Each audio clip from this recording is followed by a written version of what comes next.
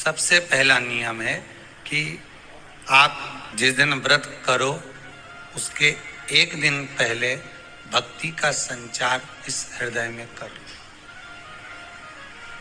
भक्ति का संचार इस हृदय में कर लीजिए। जिस दिन आप व्रत करो, जैसे एकादशी का व्रत कर रहे हो, तो दशमी के दिन शाम का समय जब आवे, रात्रि जब होने लगे, शाम का समय आवे और रात्रि का आप जब भोजन ग्रहण करो तो उस भोजन में कोई ऐसा पदार्थ ग्रहण मत करिए जिस पदार्थ के कारण आपकी एकादशी बिगड़ जाए।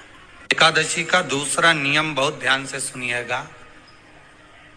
जिस दिन आपकी एकादशी का व्रत हो उस दिन प्रयास करिएगा कि अपने हाथ से किसी भी वृक्ष की कोई पत्ती टूटे ना। अपने हाथ से किसी भी वृक्ष की, पौधे की, किसी भी वृक्ष की पत्ती अपने हाथ से ना टूटे। बहुत ध्यान दीजिएगा महाराज। एकादशी का ये दूसरा नियम है कि अपने हाथ से किसी पौधे की, किसी वृक्ष की, किसी डाली की कोई पत्ती ना टूटे, इसका प्रयास करिए। यहाँ पर तीसरे नंबर का जो, चौथे नंबर का जो उपाय बताया है, उपवास करने का जो नियम बताया, उसमें वर्णन किया। एकादशी के दिन अगर आपका व्रत है तो आप भूलवश भी डब्बे में रखी हुई रोटी गाय को ना देते हुए कुछ थोड़ा सा फलहार, कोई केला, कोई सेब, जो आप खाते हो, अंगूर, पपीता, जो आप ग्रहण कर रहे हो, उसका थोड़ा सा भाग आप गाय को प्रदान करो। आप गाय को दीजिए।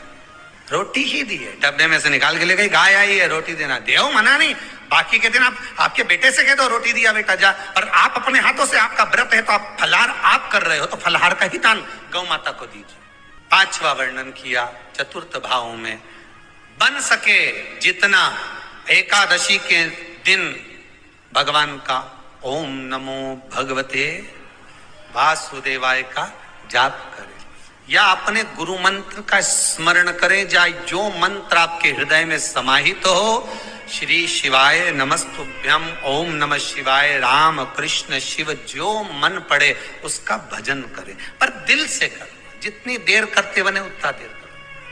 माला पकड़ने की भी जरूरत नहीं कि माला पकड़ के बैठता हूं तो घट की जिब्या से जप लो, नहीं जी वही उतना में ही पूरा हो जाए, वही बहुत। पांचवा नियम कहा, जिस दिन आपका व्रत रहे किसी निंदक से बात ना करें। निंदक जानते हो, भाई दूज के दिन, दिवाली की जो भाई दूज होती है ना, होली दिवाली की जो दूज होती है, उनमें ऐसा गोबर का भाई दूज बनाते हैं और पास में एक चुगलखोर भी बना है और चुगलखोर के ऊपर ऐसा भाटा धर दे, एक पत्थर।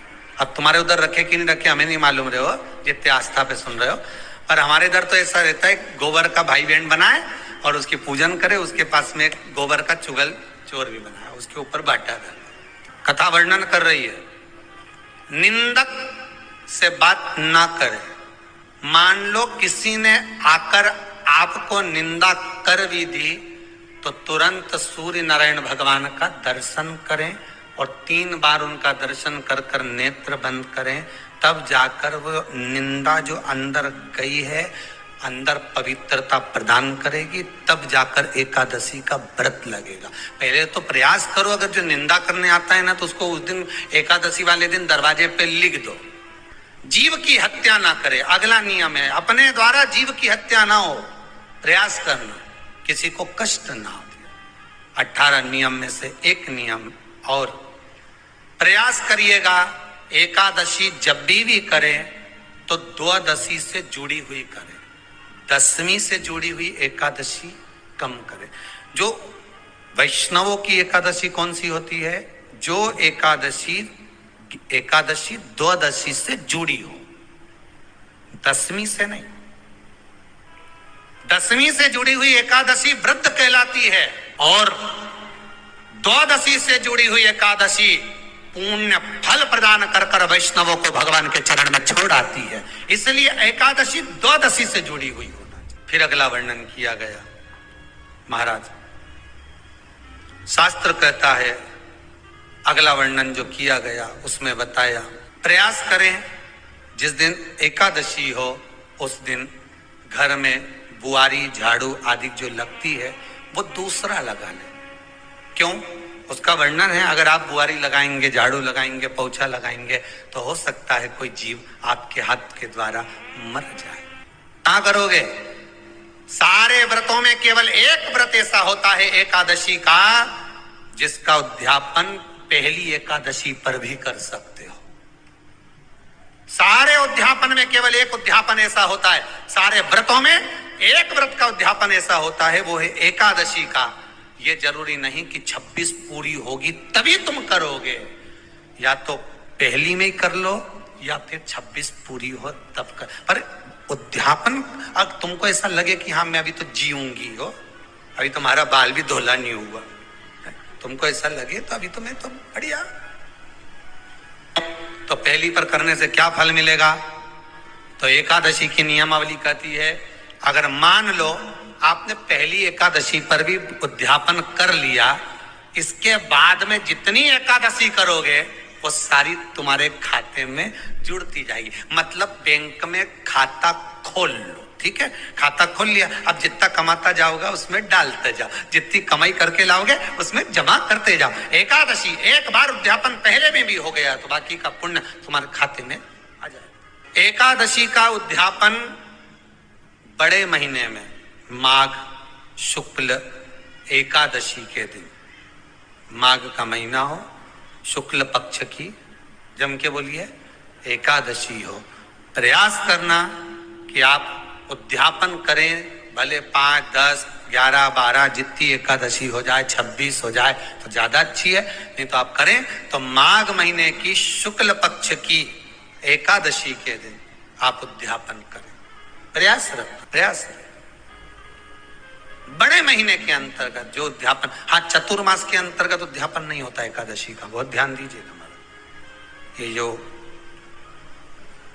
सावन भादो कुंवर कार्तिक जो 4 महीना होते हैं भगवान के शयन करने के, इसके अंतर्गत एकादशी का उद्यापन नहीं होता, और इसके अंतर्गत उद्यापन करना भी नहीं चाहिए एकादशी। एकादशी का उद्यापन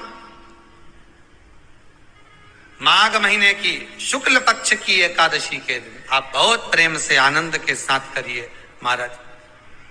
परंतु एकादशी के उद्यापन में सबसे ज्यादा अगर कुछ जरूरी होता है तो 24 तरह का नैवेद्य जरूरी होता है। कितने तरह का? 24 तरह का नैवेद्य। अब आप कहोगे गुरुजी उद्यापन हम कर रहे हैं एकादशी का, तो उसमें तो फलहार का हमें नैवेद्य बनाना चाहिए। तो फिर ये पुराण के अंतर्गत स्कंद पुराण में ये चीज लिखी है कि एकादशी का जब उद्यापन करते हैं तो 24 तरह का नैवेद्य बनाकर सिद्ध करते हैं। 24 तरह का नैवेद्य जान रख लेना, हलवा बना लो, खीर बना लो, पूड़ी बना लो, सब्जी बना लो, पकौड़ा बना लो, भजिया बना लो, ऐसे 24 तरह का नैवेद्य अलग अलग चाहिए। पर लोग क्या करते हैं, खोपरा पाक बनवा लेते हैं 1-2 किलो और 24 जगह रख देते हैं। 24 तरह का नैवेद्य रखा जाता है। एकादशी के दिन भगवान का पूजन का पूरी तैयारी कर कर, मंडल आदि बनवाकर, विद्वान ब्राह्मण को बुलाकर, कर्मकांडी ब्राह्मण को बुलाकर, जो भगवत सेवा में एकादशी का उद्यापन कराए, उन ब्राह्मण के चरणों को नमन कर कर, प्रणाम कर कर एकादशी का पूजन करवाइए। और उस मंडल की पूजन कराकर हवन द्वादशी को कराइए, एकादशी को हवन नहीं। एकादशी के उद्यापन का